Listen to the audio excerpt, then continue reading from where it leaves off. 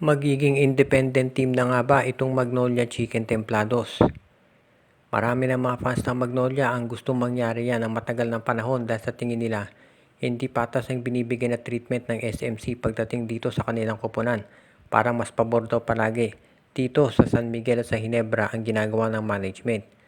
Sa ngayon may posibilidad na baka mangyari yan dahil ayon dito sa mga lumalabas na report sa social media, mukhang gusto raw bilhin ng Pamilya C itong Magnolia Chicken Templados at matuloy na yung pagpasok nila dito sa PBA. Kung sakaling mangyari yan, magiging malaking bagay ito para dito sa PBA at syempre yayanig yan dahil alam natin ang Magnolia, isa yan doon sa mga teams ng SMC. Tatlo yan, San Miguel, Ginebra at itong Magnolia. Magnolia, ang dami na rin kampyonato niya sa PBA kaya tignan natin kung ano ang magiging desisyon ng SMC. Ang sabi ng iba, medyo mahirap pakawala ng SMC itong Magnolia. Dahil nga, alam natin malaki na itulong yan dito sa SMC pagdating sa pagdodomina sa PBA. Pero, alam din natin na ang C, family, kung pag-uusapan natin yung kanilang pondo, well, obviously malalim yan. At kung gusto nila mag-offer talaga at determinado silang bilhin ng Magnolia, mag-o-offer yan dito sa San Miguel Corporation. So, magiging business ang usapan dito. Para maliwanag, sa tingin ko ang bibilin lang dito ng Pamilya C ay itong Magnolia Basketball Team. Yung mga produktong Magnolia mananatili yan sa San Miguel Corporation. Pero magiging problema kasi dito, ginagamit ng SMC yung Magnolia Team para pa i-advertise yung kanilang Magnolia products. Lahat ng PBA team ganyan ang gawa.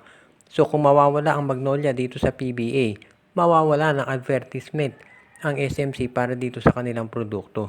Kaya yan sa tingin ko ang magiging sticking point dito sa pag-usapan ng dalawang nabanggit na malalaking kumpanya. Itong Phoenix Fuel Masters ngayon ay maya't maya may nakukuha ng mga trade inquiries para dito kay Jason Perkins. Pero mukhang sa ngayon ay wala nang mangyayari dito dahil determinado talaga ang Phoenix na hindi ito pamigay. Kabilang doon sa mga team sa tingin ko na nagkaka-interest dito kay Jason Perkins ay itong NLEX Road Warriors dahil sa ngayon nangangailangan sila ng isa pang either forward o kaya center. Center medyo mas mahirap makuha yan pero si Perkins bilang power forward malaking tulong yan. Dahil kung meron kang Brandon Ramirez, Jonel Policarpio at Jason Perkins, malaking bagay na yan para dito sa koponan ni Coach Jong Wichiko.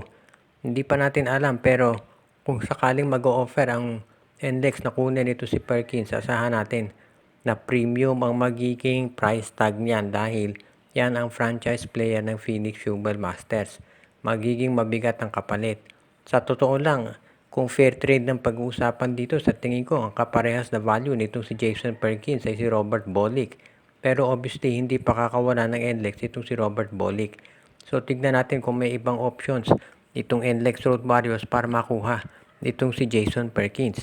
Itong si Jonel Policarpio, yung kanilang rookie, posible yan na hilingin ng Phoenix.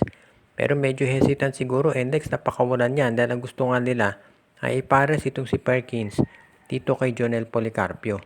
So tignan natin kung ano magiging sitwasyon dito at kung papayag ang Phoenix sa ganitong klaseng trade transaction. As it is, magkakaroon ng maraming pagbabago sa mga PBA teams dahil yung mga MVP group gustong magpalakas at itong SMC ganun din na ginagawa. At yung mga independent teams naman katulad ng Phoenix ay ayaw pahuli. Kaya tignan natin kung ano mangyayari dito at kung matutuloy nga ang paglipat. Kung sakasakali lang nitong si Jason Perkins dito sa koponan ni Coach Jong Wichiko na NLEX.